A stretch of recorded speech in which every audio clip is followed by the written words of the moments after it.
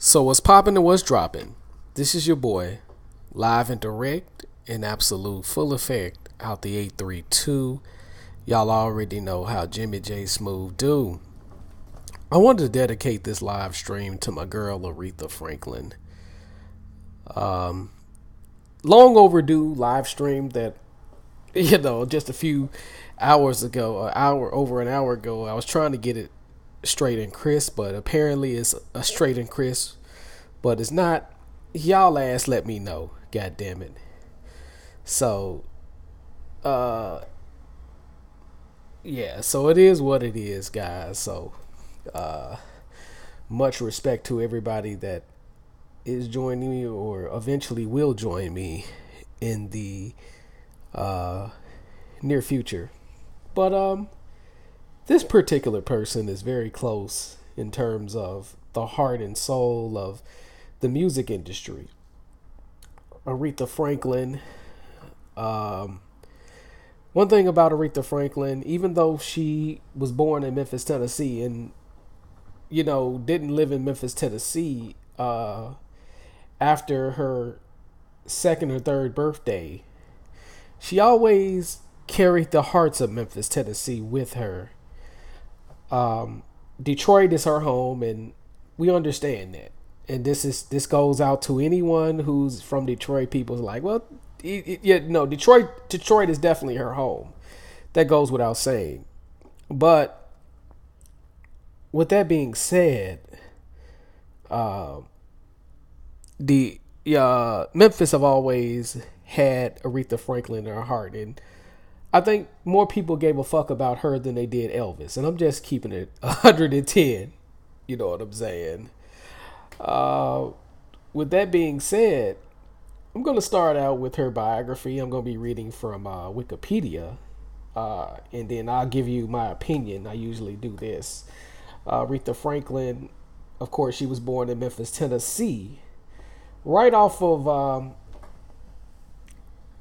406 Lucy Avenue, to Barbara Siggers and Reverend C.L. Franklin.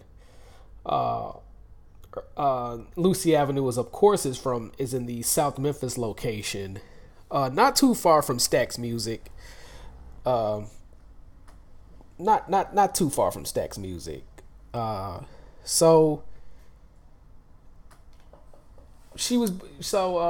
father was originally from Shelby, Mississippi, which is, I'll say, about a couple of hours at best from Memphis.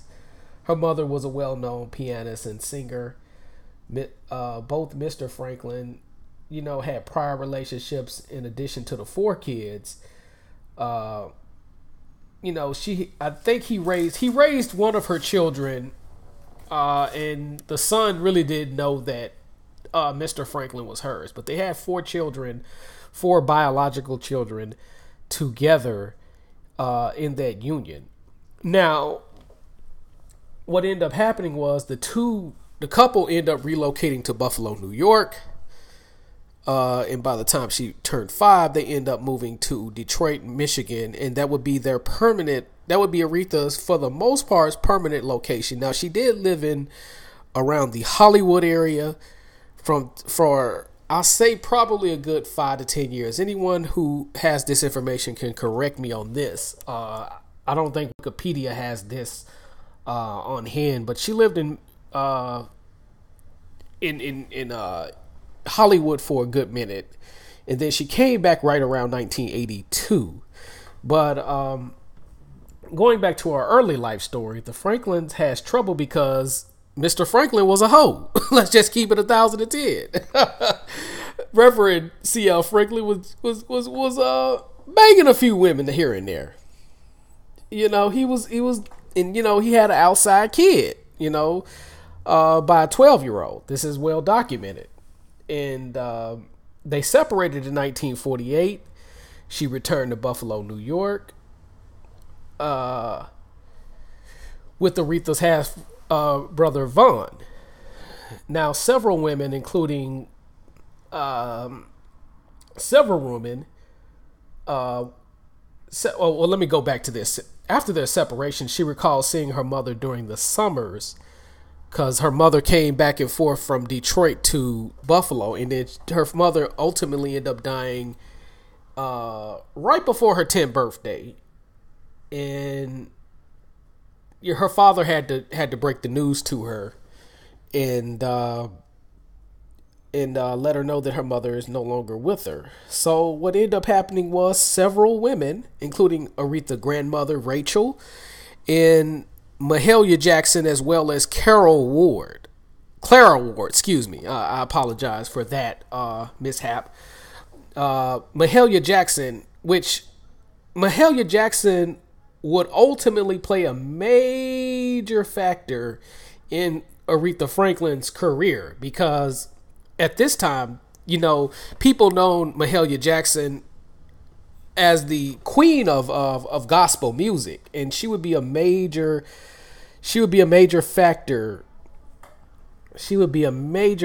Hold on for a hot second. Let me make sure everything is crisp. It's going to sound a little choppy, but hold on for a second. Hold on, because people are...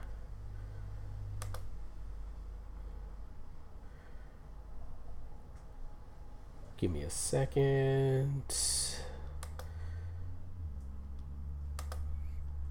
I just want to make sure everything's okay with the stream, because I want this to be as perfect as possible, because I've seen someone just drop out the room. And hold on, before I continue reading.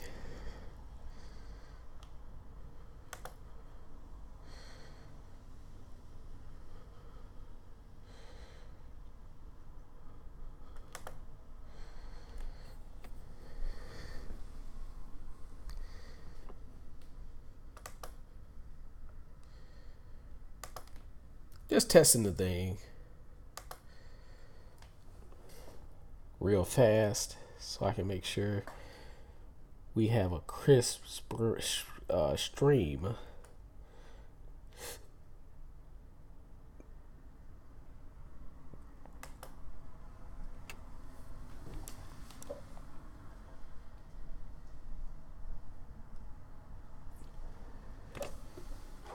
Gonna sound a little possible.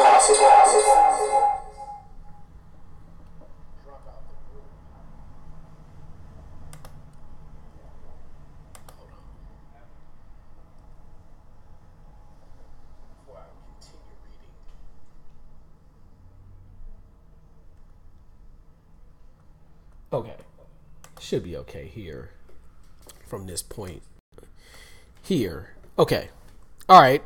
Back to reading.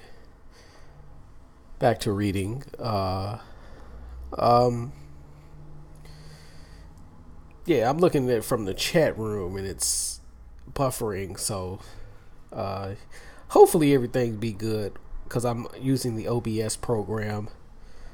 So if it buffering, just refresh your page if it's buffering, because that's what I'm seeing on my end.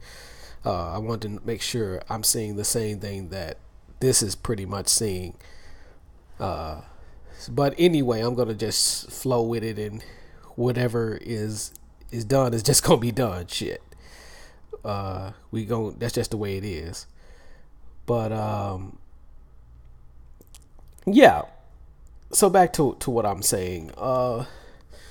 Aretha Franklin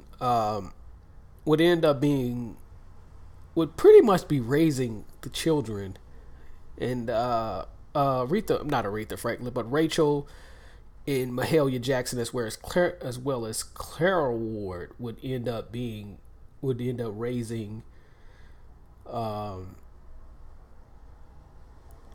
would end up helping raise Aretha and her other siblings. She also attended public school at Northern High School, but dropping out during her sophomore year. Now her father was a millionaire. He was called the man with the $1 million voice.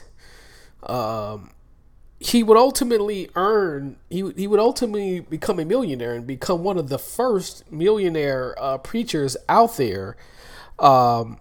he would become one of the first, and I'm saying one of the first because I can't confirm for sure who is the first. So that's why I'm saying one of the first, because he had a lot of celebrities around him, from Harry Belafonte. He marched with Dr. King, the late Reverend James Cleveland, the Caravans, Alberta Arbina Walker, Inez Andrews, Jackie Wilson, Sam Cooke became all friends of Reverend C.L. Franklin. Clara Ward would actually become romantically involved with, even though this is often denied by the Reverend C.L. Franklin, which is Aretha's father. This is well documented that they were involved, and she served as a role model in a major role to Aretha Franklin.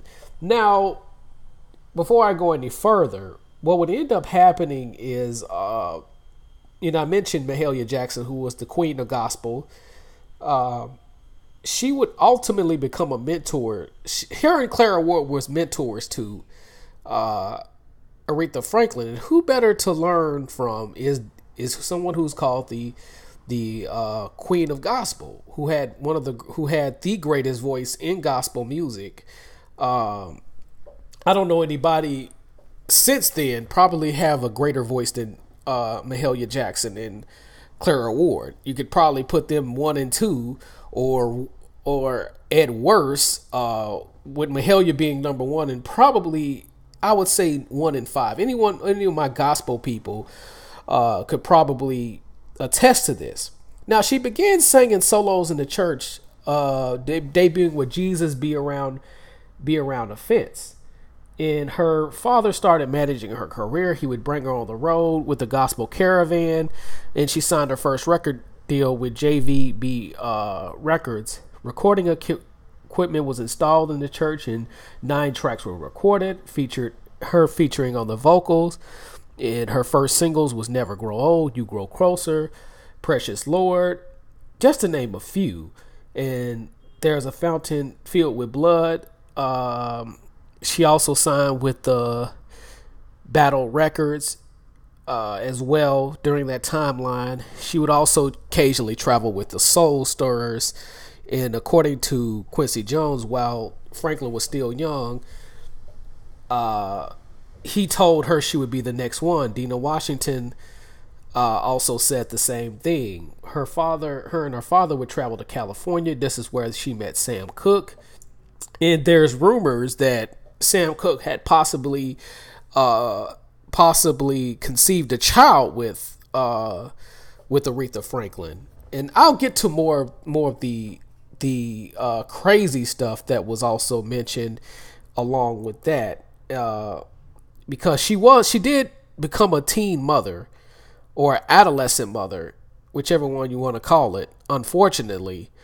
And during this timeline, she would end up meeting the Marvis Staples family, or the Staples family out of Chicago, who would sign with Stax Music later on down the line. And Aretha Franklin was inspired to follow Sam Cooke in recording pop music and moved to New York, and serving as her manager, produced 2 demo songs for Columbia, and they agreed to sign her in 1960. And she signed as a 5% artist. During that period, Franklin would be coached and choreographed by Charlie Atkins to prepare for her pop performances.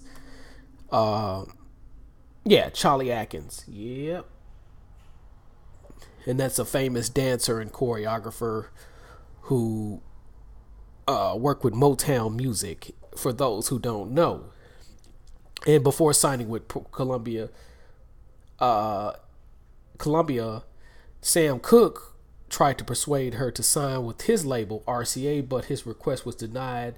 Record label Berry Gordy, who lived in the same neighborhood that Aretha Franklin lived in, was looking to sign her and her sister to Tamla Records, but C.L. Franklin, who did a little shuffle, felt that, Berry Gordy wasn't established enough and wasn't gonna have that. So, her first Columbia single was "Today I Sing the Blues" in September of 1960, and which was in the top 10 of the album charts. Now, case in point, at this particular time, she this is around the time when Motown Tamala Records was getting started, and CL just didn't feel like he was established enough. But he ultimately would be turned out to be wrong. And from what I understand, this is where my opinion comes in outside of Wikipedia. And some of the things I've said, especially with the Sam Cooke situation, it was rumored that she conceived a child with Sam Cooke. It was rumored that she conceived a child with her own father. And some would say it was an ancestral relationship between her and her father.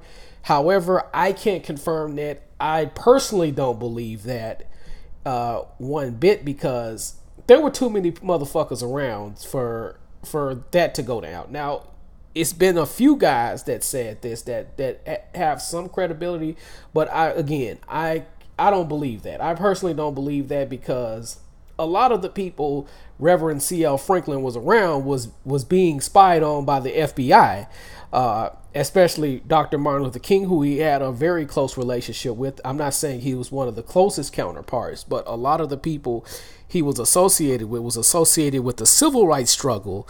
And I think somebody would have snitched, and I'm talking about some evidence would have been put out there, because a lot of people, Mr. Franklin was around. I'm not saying this is not true at all, but the way the FBI was watching the people, especially Dr. King and a host of others, they were watching guys like Harry Belafonte. He was around cop magnets. So I don't think that's true. I personally don't. It can happen, but I just don't think the FBI would have let that slide. I think something would have happened, because the FBI had a way of have had their way of spying in people's shit. So, and then he's being a millionaire. He had the best house in Detroit. And let me rewind a little bit. The same neighborhood Aretha Franklin grew up in Detroit. You had artists like Smokey Robinson, who was best friends with her brother Cecil, who would later become her manager. Diana Ross grew up in that same neighborhood. Berry Gordy, I think Berry Gordy was how many years older than Aretha? Berry Gordy and his family would grow up in that same neighborhood as well. So he's about 13 years older than Aretha.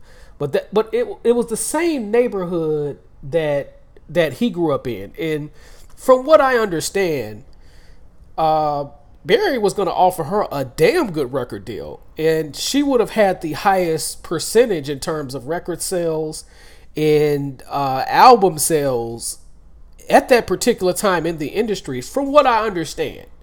And again, this is where my opinion comes in, and my own, I should say my own research. From what I understand, and I'm saying what I understand loosely, I know a lot of people look at the internet. Anybody from the Franklin family, if you're welcome to correct me on anything, including her older son. I know he has a disability, and my thoughts and prayers go out to him and the family. I hope they get that situation that the news media been putting out there.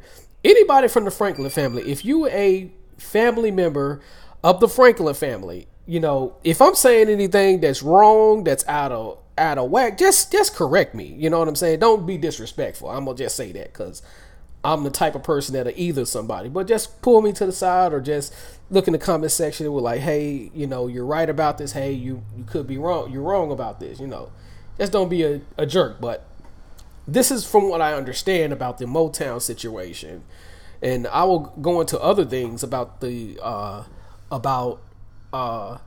her life later. But she signed with Columbia Records. It was Aretha with Ray Combo, We Won't Be Long, number 7 on the uh, R&B charts. She also had hits like Operation Heartbreak, Rockabye. Uh, she has some pretty good hits, and she was making some big money, one step ahead during her Columbia years. You know what I'm saying? So, during her Columbia years, she did pretty good for herself, but she struggled with commercial success. And what it was, Columbia did not want her no more. I don't think Columbia, I think in this Columbia situation, her father protected her from getting screwed over by the record labels, and her brother would ultimately do the same thing in the process of keeping her from getting screwed over. So what would end up happening is Columbia Records, and this is where facts come in. From my own research, this is right around 1966. Columbia Records was shopping around for a record label to buy her out. This is where facts come in, and she would ultimately.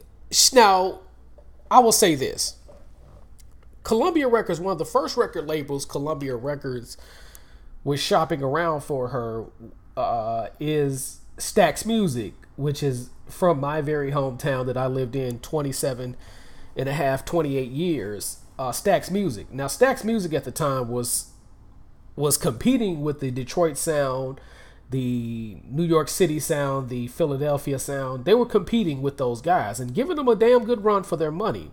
Now, here's what we do know about that situation. Stax Music was offered a pretty good price for Aretha Franklin, and Stax Music did not want to pay that price for Aretha Franklin. I think the number was around 200,000, and then I think, from what I understand, I'll say that. From what I understand, I think her husband or her brother, because I think at some point in time, right before she divorced her husband Ted White, and I'll get to that later. At some point, because I think her brother started co-manager just when and I think this is around that time, her manager, one of the two guys, I think it's either Ted or her brother, was going to get her signed to Stax Music for a good deal, but they didn't want to pay Aretha Franklin. And that move would pretty much be the nail in the coffin for Stax Music. Now, in later years, Stax Music had shit like Shaft. They came up with the staple singers, but this would ultimately hurt Stax Music because she would be with Atlantic Records up until 1979. Had Stax Music made the right decision in keep Aretha Franklin from this timeline, she would have saved Stax Music. And this was the beginning of the end of Stax Music. Yes, they had success with Al Green, and we're going to get to Al Green later because she would play a significant part in Al Green's career. A lot of people don't know this, but she would play a significant part in Al Green's career. Another person she would play a significant part in career would be Luther Vandross. People forget about her significance in Luther Vandross as his career as well. Because Luther, from anybody that know music, Luther bounced around at least 10 years as a backup singer. He worked with Aretha Franklin, Michael Jackson, and the Jackson 5. He worked with some of everybody right before he became famous, but he would ultimately work with Aretha Franklin not only as a backup singer but for another thing, but I'm going to get to that later. But had Stax Music had signed Aretha Franklin, she would have saved Stax Music at least for another 10 years, and she probably would not have ended up at Arista Records, and she would also play a significant factor in a little known producer's career. and we're gonna get to that later. So, but yeah, Stax Music dropped the ball, and David Porter confirmed this, as well as Isaac Hayes would confirm this in an interview years ago. But and also, let me on a side note, she also hired a lot of quite a few musicians from Memphis on the, when they went on the road. So she would. A lot of people ate off Aretha Franklin. This is what a lot of people don't know. People ate off Aretha Franklin.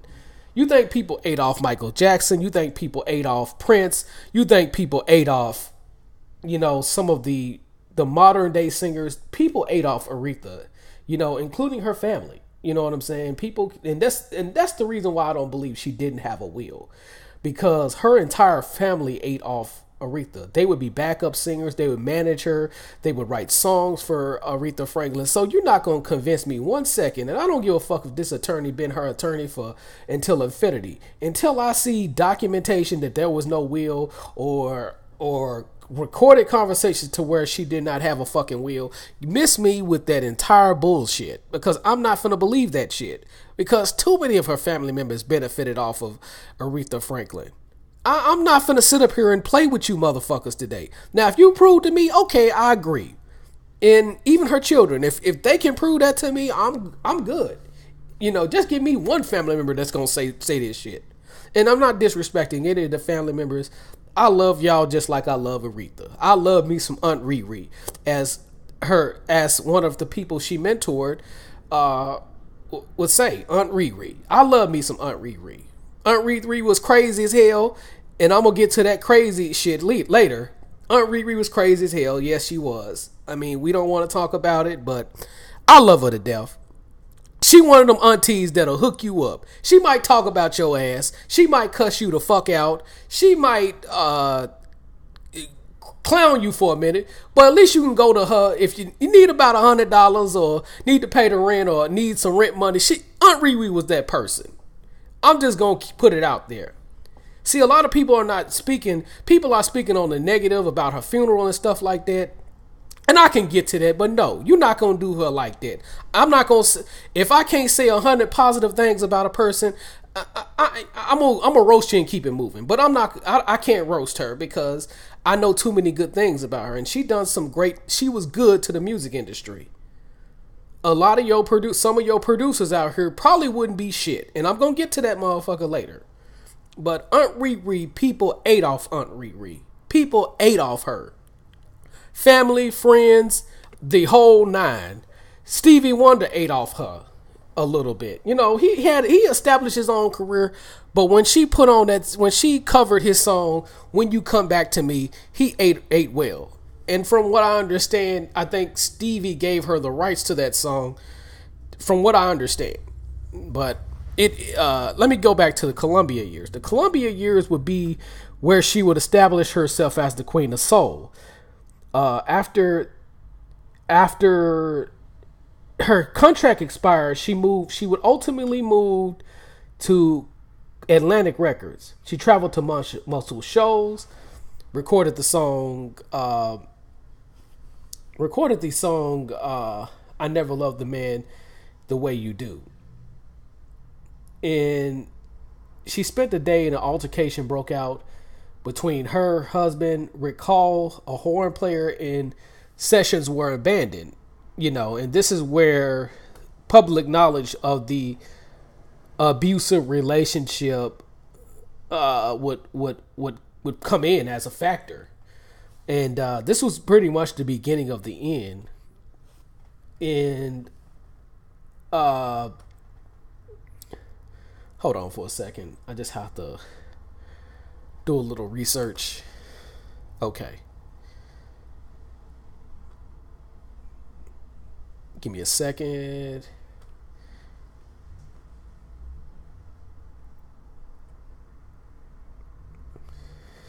Okay. I just want to make sure I'm seeing the same thing they're saying. Yeah, and she would ultimately have a chart-topping song with Respect, and became her signature song, and it held as a song for civil rights and feminists. I'm not sure if she was a feminist, but you can correct me if I'm wrong. Yeah, I mean, it is what it is. Her debut album went gold. She spawned 2 more top 10 singles. Baby, I Love You, You Make Me Feel Like a Natural Woman, which was previously recorded by Carole King. But the thing about Aretha Franklin is Aretha Franklin was the type of woman that could make her voice, the type of voice she had is her voice. She had the type of voice that, there's an old saying that people would say, songwriters make a song, but her voice, no matter what the song was, she made a damn song. She made the damn song because her voice was an instrument, and her passion for her voice, the passion and the soul in her voice was an instrument. That's why they called her the Queen of Friggin' Soul, because her voice was an instrument. She could make a song, and your song could probably be crap. Let's just keep it 1,010. Ain't No Way, Chains of Fools, When You Come Back to Me, and one of my personal favorites, If You Pulled a Gun to My Head. There's so many songs that I like of Aretha. Only one song you could really pull a gun to my head and just say, one song that sticks out to me the best was Giving Him Something He Could Feel. Now, the song was written by Curtis Mayfield. The entire Sparkle album was written by Curtis Mayfield. But when I listen to the song and I listen to the lyrical content, you could feel the connection between her and Curtis Mayfield. The soul of her voice to go along with the soul of the songwriting composition that Curtis Mayfield put together. Those two together was beautiful. And Curtis Mayfield ate a little bit. I mean, Curtis Mayfield, again, he was established, but it doesn't hurt to get a little bit more bread. I'll say that right now. And she established her songs with her friggin' voice. And her voice was the shit. Her voice was the shit. And this is the reason why Aretha Franklin was nominated for 10 Grammys in the best female vocal performance, which this current Grammy category no longer exists, along with the other female vocal categories. Used to have the country female vocal category, rock and roll female vocal category,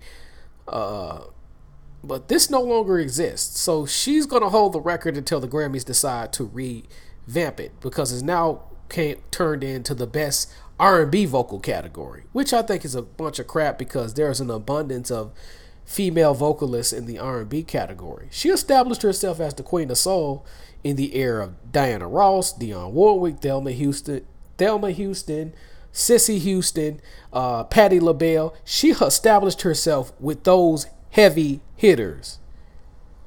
We're talking about heavy hitters. And her voice outdid all of them. Her voice outdid all of them. Push come to a shove, the closest person you probably can say that probably touches her, and you can argue she don't touch her, but no disrespect, she came about 15 years later, would probably be Whitney Houston. You can argue that. You can argue Whitney Houston in terms of vocals, but you can argue that even she don't have her type of vocals. And you could also argue without Aretha Franklin, Whitney doesn't exist, because Aretha Franklin did help mentor her, along with her mother, Dionne Warwick, and Leontine Price, I think her name is. I mean, if I'm I don't want to mess up this girl name. I know her last name is Price. Very famous opera classical singer. I'm not trying to mess up your name. I know she's still alive, but I'm not trying to mess up her voice. And it was often said that she's actually related to Aretha Franklin. I'm so speaking of Whitney Houston, but from what my research, that's inaccurate. But she did view her as Aunt Riri. She did view her as an honorary auntie. But she would help with Whitney. She would come over her house in L.A. and in Michigan, and she would work with a young Whitney Houston. And when Whitney passed away around 2009, 2010, she was kind of broken her spirit because she worked with her. I think she started seeing her right around 7, 8 years old. She helped work, but you can argue that. You can argue you don't have Whitney Houston without Aretha Franklin. You could easily argue that. Yes, she had work with Dionne Warwick, her cousin and her mother, but she worked with her a lot. Worked with her voice and voice trained with her and everything, And like I say, people ate off Aretha. But during the Atlantic years, she would establish herself as the queen of soul. She was going up against the very best.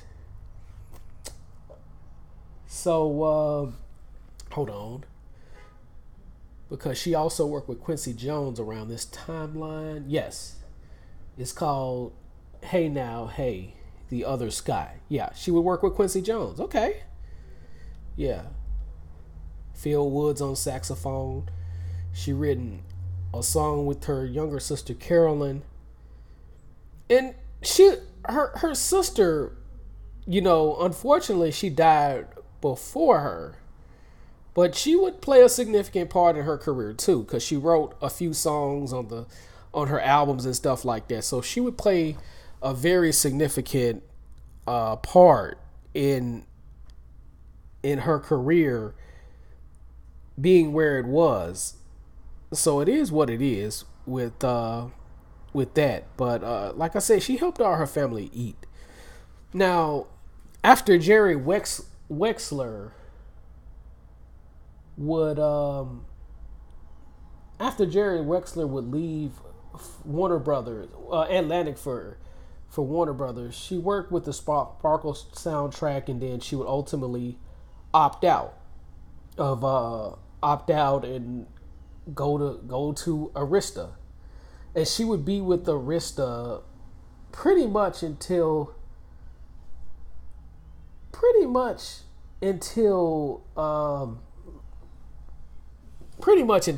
she died. Pretty much, I mean, ultimately until Arista defunct. Pretty much. So, because Arista is no longer in existence. It's an inactive record label, and her brother helped. No, Sony revived it a year ago. Okay, but Clive Davis no longer runs the company. Okay. I just looked that up a second ago. It just reactivated a couple of months ago. Okay. So I should say the Clive Davis years. Until the end of the Clive Davis years. Now, right around this time, her brother shopped around for another record label because he would become her manager up until his death. He would become her manager up until his death, and she would end up going to Arista Records, where Clive Davis was pretty much an up and coming record guru. and she came out swinging.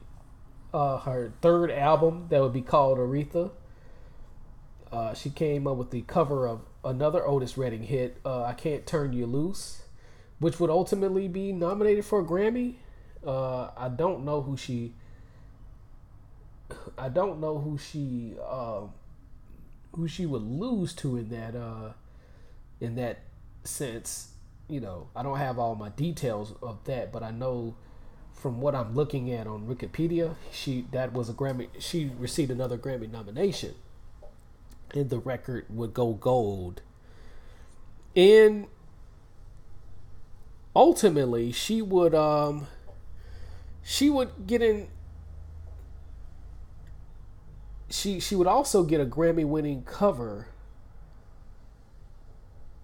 Get a Grammy winning cover of Sam and Dave's "Hold On, I'm Coming," which would be written by Isaac Hayes and which was written by Isaac Hayes and Dave Porter, the legendary Dave Porter.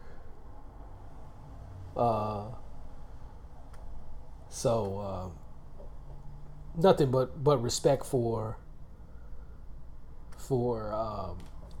nothing but respect for Aretha Franklin. You know, a well-established song with Sam and Dave. She would win a Grammy for that. Now, going back to Luther Vandross, because Luther did work with her as a backup singer. From what I've read, and I'm gonna say what I've read because I don't know for sure. Again, somebody else could correct me. But Aretha was one of those type of people that was known for encouraging people, and from what I understand, she encouraged Luther Vandross to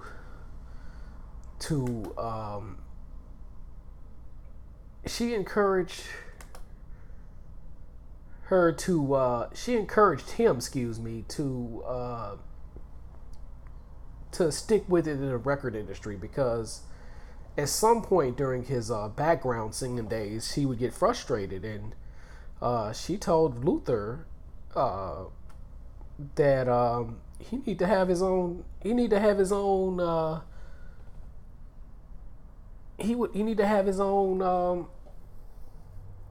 He need to have his own.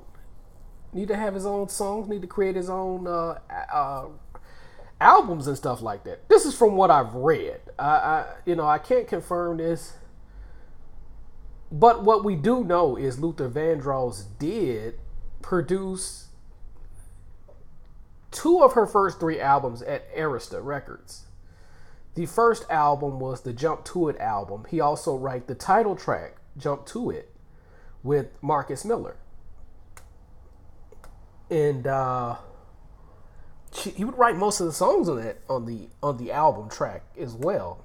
And the album, would end up going gold. And he also wrote the song "Get It Right," and he wrote a lot of he would ultimately write a lot of the songs on that as well. Him and Marcus Miller. So it might be some truth to that. I don't know for sure. I can't confirm it, but we do know that he did produce some of her albums in the process of her transitioning over to Arista Records. We do know that much. We know that for sure. He did produce her albums, but she did, according to what I've read, she did kind of encourage him to,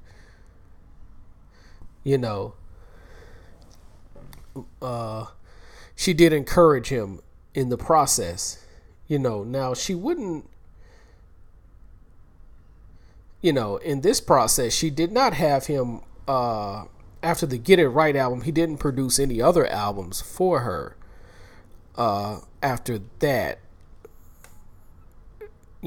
but he, he did his thing while they were together, and Aretha would always shuffle producers, and she was known for shuffling producers and different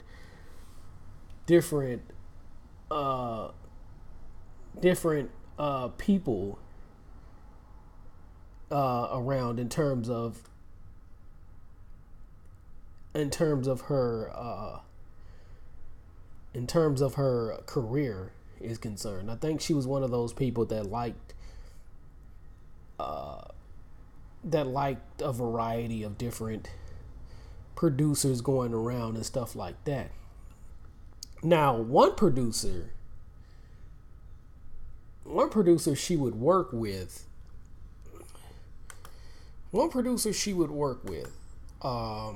for a long period of time, even long after, pretty much long after she would long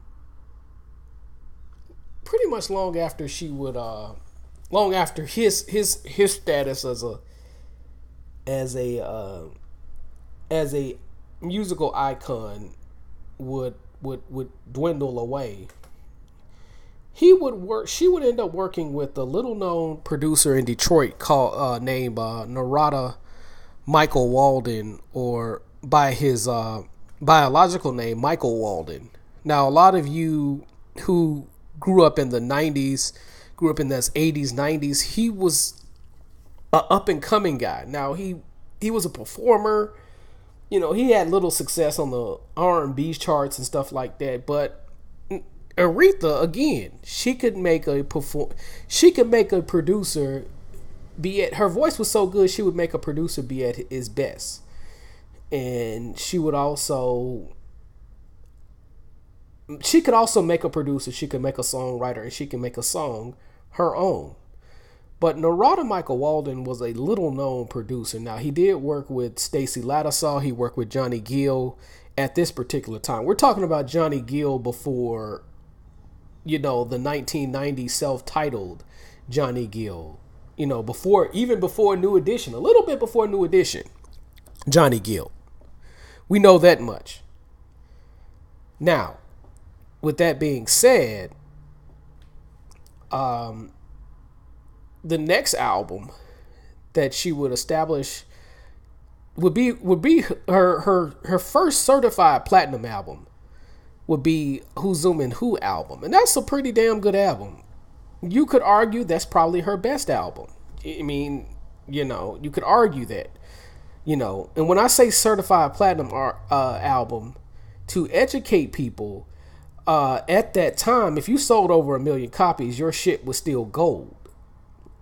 At that time, there was no such thing. Before 1976, let me educate people on something. Before 1976, albums were certified as gold or silver. I think silver at the time was 100,000, and that's pretty much no longer in existence for the most part.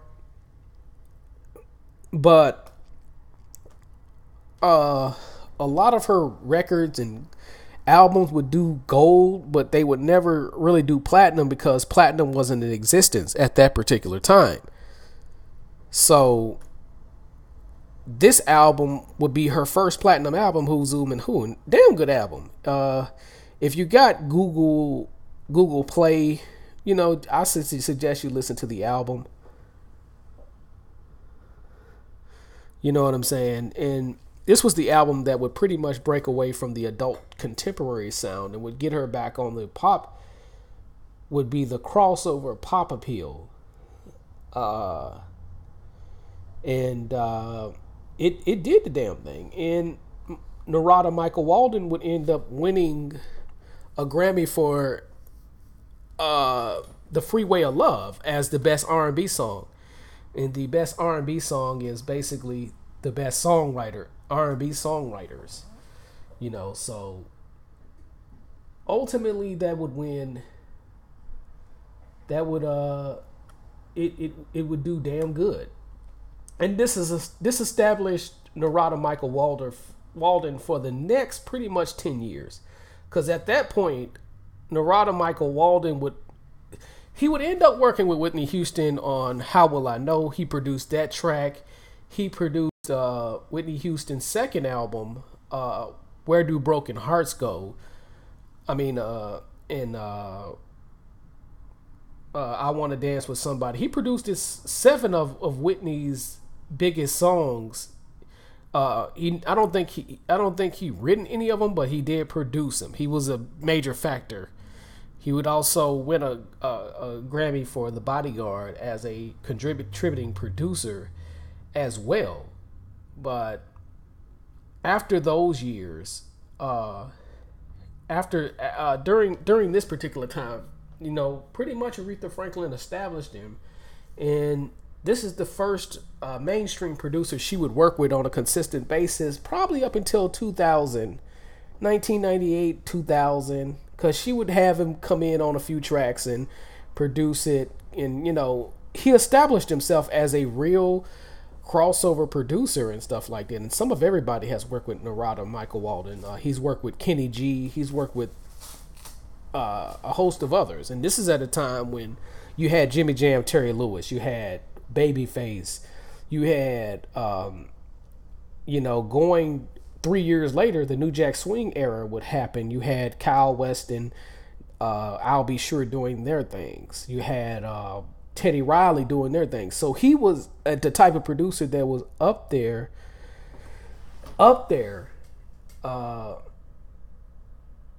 He was up there, and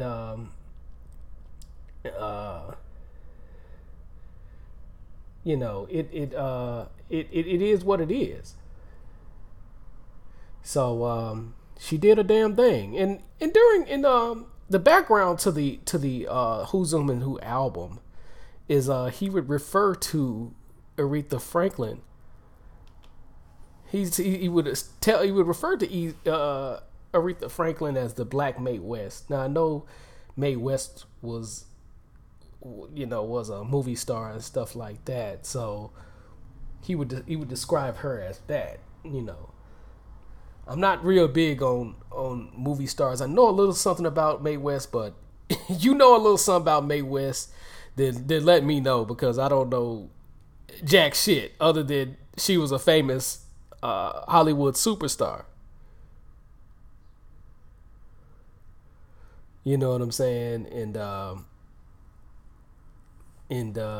she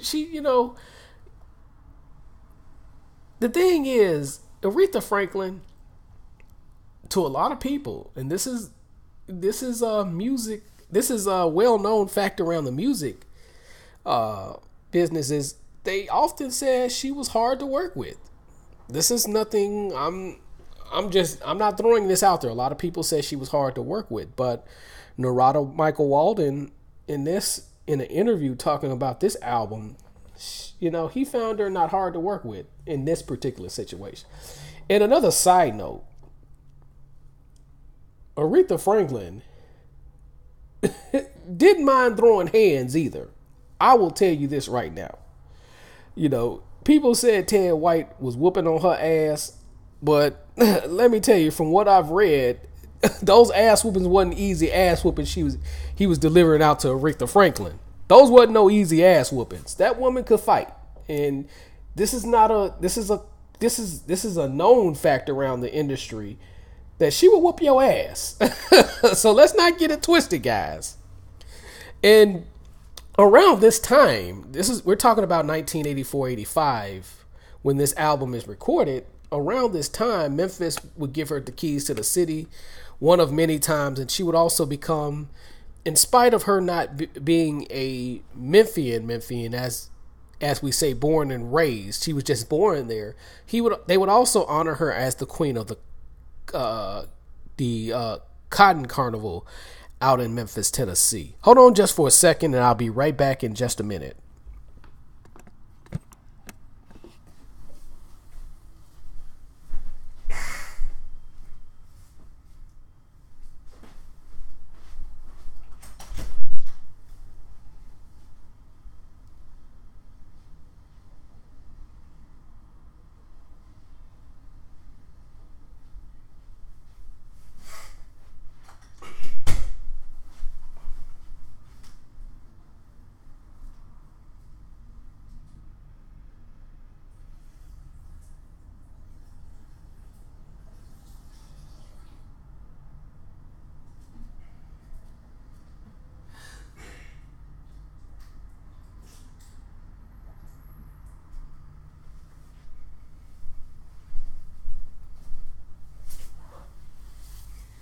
Your boy is back, but she was also honored as the Queen of the Cotton Carnival out in Memphis, and many people in Memphis always represented Aretha Franklin. We loved her. She paid homage to the soul, Memphis soul. She would often cover songs from Stax Music and from the Memphis soul generation. So she always did a great job of hiring people from the city of Memphis. And just one thing I wanted to bring up as well is her house at 407 Lucy Avenue up in Memphis, up in the South Memphis section of Memphis, was going to get torn down, I would probably say not about a year ago. And she talked to one of the city council members. I don't know exactly who, but she talked to one of the city council members. And what would end up happening is the city council member was about to tear down the home of the birthplace of Aretha Franklin, and that city council member immediately shut that down, was able to get that, immediately shut that down, immediately. So shout out to whoever that city council member is. If anybody from Memphis can reference me who that is, big shout out to that guy, So back to Aretha Franklin's Who's Zoom and Who album, which would be written by Aretha, Preston Glass, as well as Narada Michael Walden. The album was a damn good album, so I would suggest y'all even buy it. Shit. Very great album.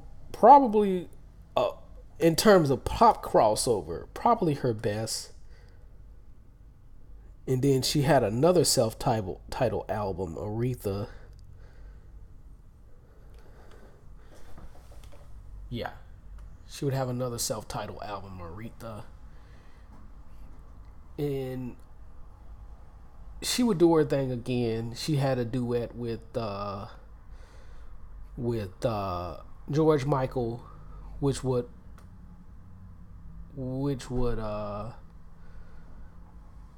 she had another duet with George Michael, which would actually become a Grammy winner, one of many Grammys. And also, I want to say this as well.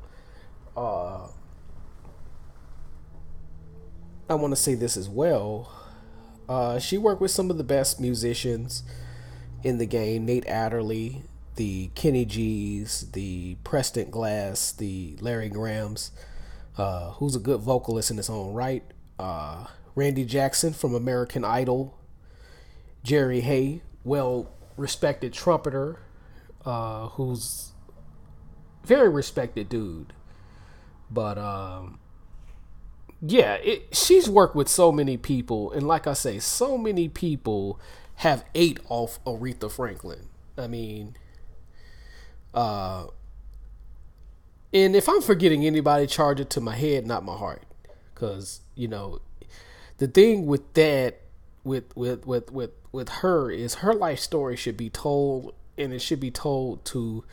I mean, because Aretha wasn't just an artist. She was also a good humanitarian. She was big on the civil rights struggle. She would donate money to people that put in work in the community.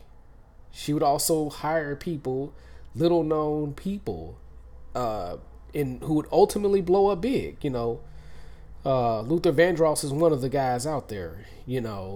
She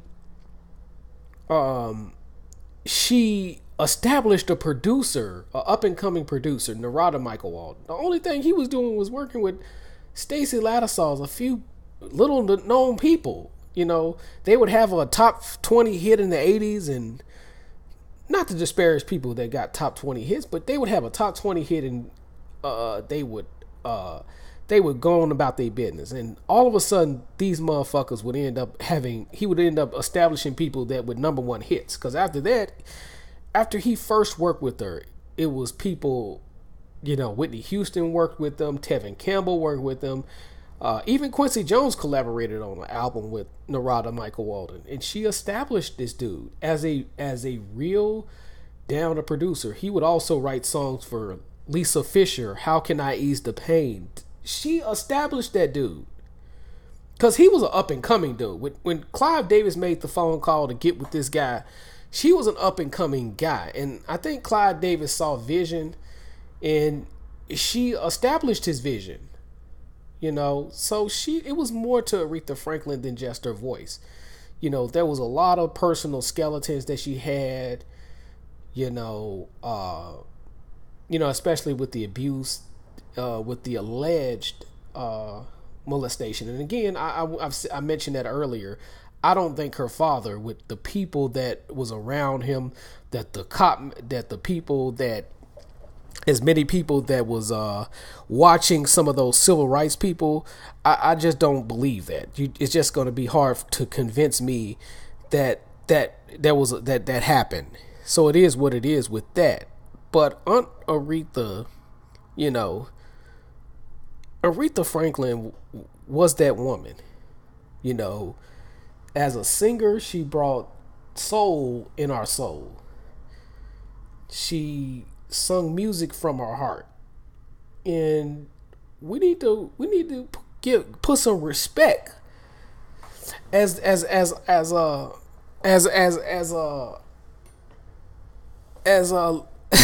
a boy would say, as baby would say, put some respect on her name.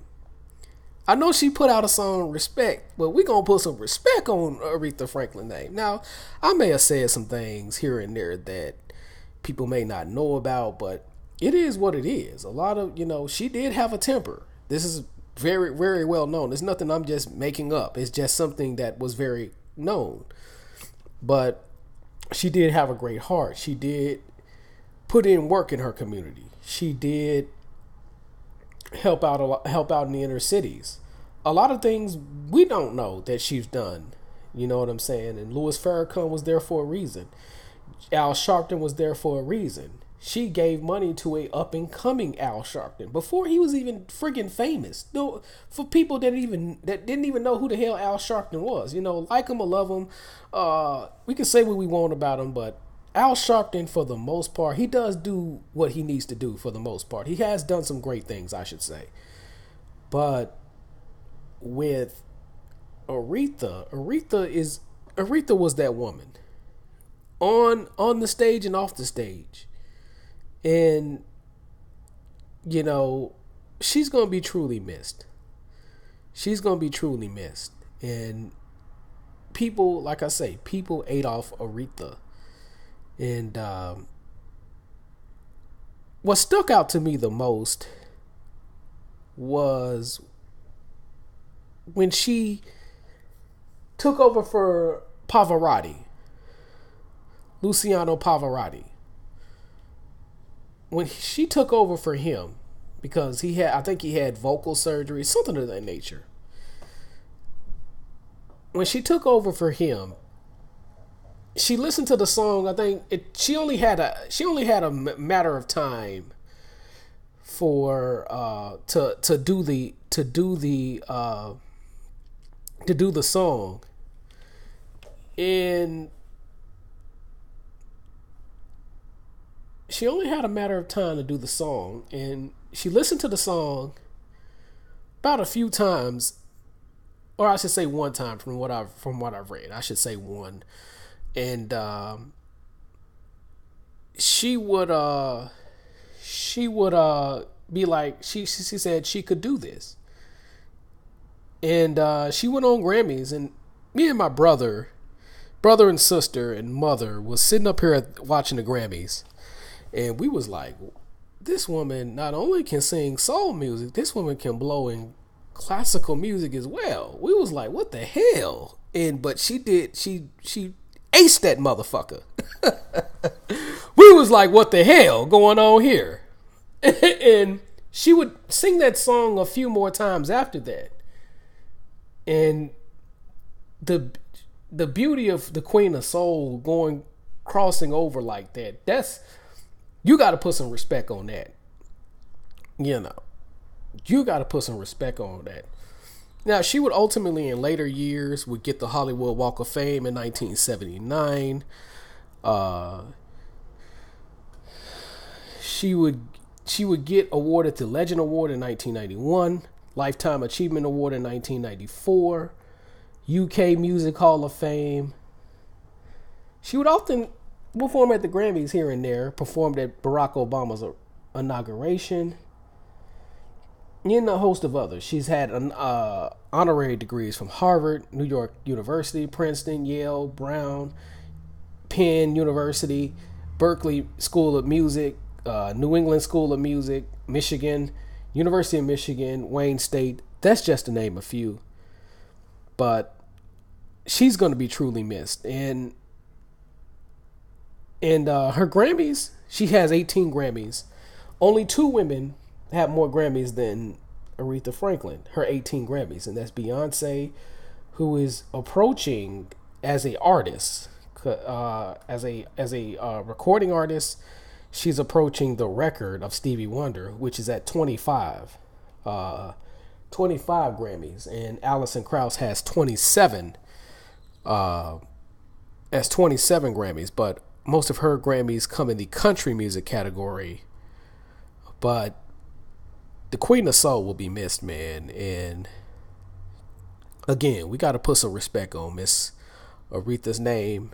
And my prayers and condolences go out to the Aretha family, her friends, and people who are very close to her. We always got to remember,